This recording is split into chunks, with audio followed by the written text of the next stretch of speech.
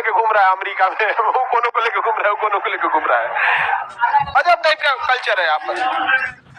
तो बताइए एक चीज, यूरोपीय यूनियन में ब्रिटेन के अलग होने से भारत को फायदा हुआ है घाटा? अभी जर्मनी में हम लोग को लगाना चाहिए कि नहीं? जर्मनी काफी यूरोपीय यूनियन को लेकर स्टेबल रहता है। जर्मनी और फ्रांस काफी क्या रहते हैं, स्टेबल, लेकिन ये दोनों में जमता नहीं है। जर्मनी और फ्रांस दोनों में जमता नहीं है। तो भारत सरकार ने ज्यादा फोकस किया किधर, जर्मनी की ओर, क्योंकि फ्रांस का ज्यादातर बिजनेस जो है वो हथियार है। तो हम हथियार किससे खरीद लेंगे? फ्रांस से। तो फ्रांस भी चुपचाप रहेगा, यार ग्राहक अपना है, राफेल ओपेल खरीदता है, मत लड़ो। और जर्मनी से हम लोग कंपनी डाल देंगे, क्योंकि जर्मनी से हम लोग हथियार खरीद नहीं सकते हैं। उसकी खुद की सुरक्षा कौन करता है? अमेरिका करता है। जर्मनी की खुद की सुरक्षा कौन करता है? अमेरिका करता है। अब देखिए यहाँ ध्यान से, ये यूरोपीय यूनियन वाले कितने समझदार हैं और कितने डेवलप है। इन्होंने अपनी एक कॉमन नोट चलाए हैं, कॉमन मुद्रा, जिसे कहते हैं यूरो। क्या कहते हैं? यूरो। सोच सकते हैं क्या कभी एशिया में ऐसा पॉसिबल होगा कि ऐसे सबकी मुद्रा क्या हो, सेम, सबका टैक्सेशन सेम, बॉर्डर का कोई डिस्प्यूट नहीं, कहीं से व्यापार कहीं कर लीजिए। सोचिए कितना खुशहाल हो जाएगा एशिया। और इन सबको पता है कि इन्हें टक्कर कोई दे सकता है तो एशिया ही दे सकता है। इसलिए जिस पाकिस्तान को आप हम लोग सरदर्द समझते हैं, ये चोट्टे उसके जन्मदाता हैं। यूरोप, अफगानिस्तान आज भारत का हिस्सा रहता तो कभी तालिबान नहीं पनप पाता। पाकिस्तान अगर भारत का हिस्सा रहता तो कभी वहां इसे आतंकवादी खुला में नहीं घूम सकते थे, कब का कटा गए रहते सब वहां पर। नहीं हो रहा। म्यांमार आज भारत का हिस्सा रहता, कभी रोहिंग्या जैसी समस्या ही नहीं उत्पन्न हो रखती। तो हम लोग तो म्यांमार से अफगानिस्तान तक शुरू होते थे।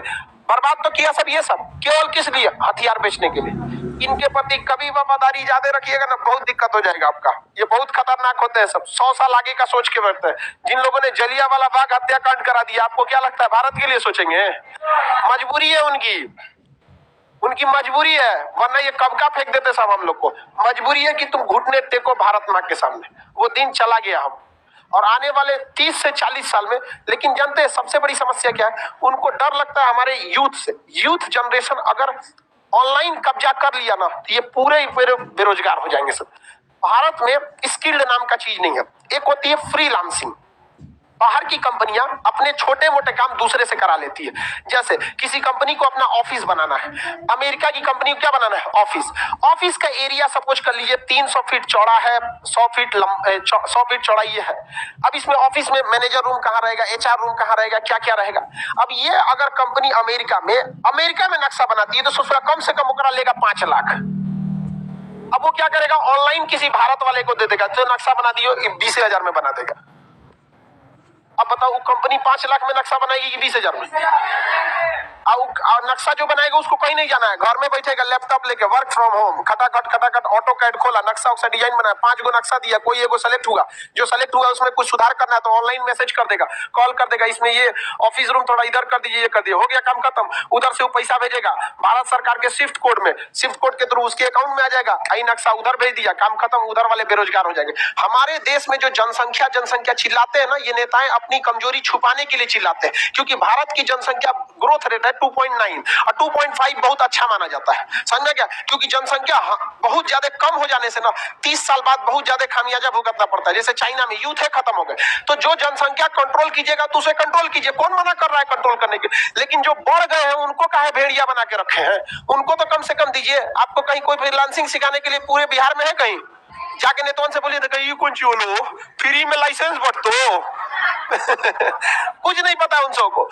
आज हम लोग पूरी अमेरिका के मार्केट के को कब्जा कर सकते हैं, लेकिन कोई ध्यान ही नहीं देते हैं सब। तो हम क्या करेंगे इस पे? कितना समझाएगा आदमी? और यही डर किन सबको है? यूरोप वालों को है कि जिस दिन ये भारत का यूथ समझ गया कि इनका पावर क्या है, वो दुद्दू को नौकरी करेगा, एक अपन करिए लेगा और रात में 4 घंटा लैपटॉप लेके वर्क फ्रॉम होम कोनो काम करना है, काम करा सकता है यहाँ पर।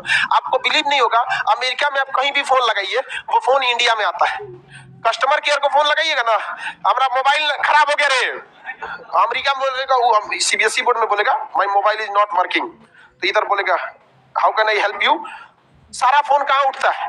इंडिया में। इस तरह से कब्जा किया जा रहा है भारत में। लेकिन यूथ को उतना हम लोग ना ट्रेंड नहीं कर पा रहे हैं, जिस वजह से हम लोग की इकोनॉमी भी क्या हो रही, गिर रही है। और ये लोग क्या कर रखे हैं, यूरोप वाले अपना पूरा बॉर्डर खोल रखे हैं, कहीं भी जाके आप क्या कर सकते हैं, सीख सकते हैं, कहीं पे भी क्या कर सकते हैं, सीख सकते हैं। और इन लोगों की एक कॉमन मुद्रा है, क्या नाम है, यूरो।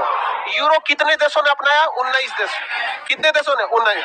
यूरोपीय यूनियन याद रहेगा। इस देश को जितना आगे बढ़ना चाहिए था उतना नहीं बढ़ा। क्यों? क्योंकि आपसी कोई खास समझौता ही नहीं, कोई समझौता नहीं। अब देखिए जरा, सोचिए कितना खतरनाक भारत की स्थिति है। ये यूरोप के देशों ने अपने 28 देशों में समझौता कर लिया। तुम हमरे यहाँ आके सीख लो, हमरे यहाँ किसी लड़का कहीं एडमिशन करा लेता है, पता चलता है कि जब फ्रांस में रहता है और उधर स्पेन में पढ़ के आया स्कूल। इस तरह से इन लोगों में इतना ज्यादा डेवलपमेंट है। और भारत में देखिए, पटना से कितना दूर है ये इंदौर मध्य प्रदेश का। एक को यहाँ का नगर निगम का अधिकारी गया है सीखने के लिए, एक को ना गया है सीखने के लिए, और सब चौपट करके रखा है यहाँ पर। कहीं जाके कचड़ा देके सीख तो सकते थे। सोच रहे तुम अपने देश में पहले करो, बाद में एशिया में जाना।